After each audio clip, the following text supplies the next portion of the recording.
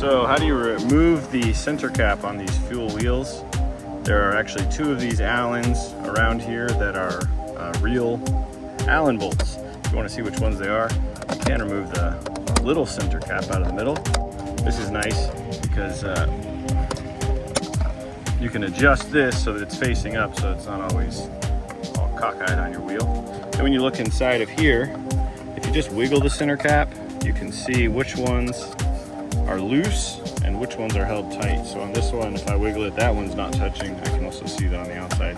Same thing here, that one's not touching anything. This one doesn't move, and that one doesn't move. So it's usually two kind of across from each other.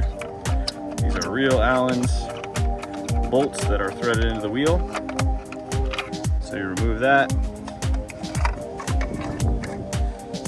And then you remove that second one. When you get the second one out, the center cap comes off.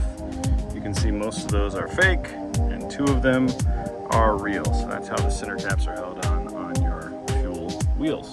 And to put it back in, you're just gonna tighten those two back up, pop the center cap back in, and that's how you do it.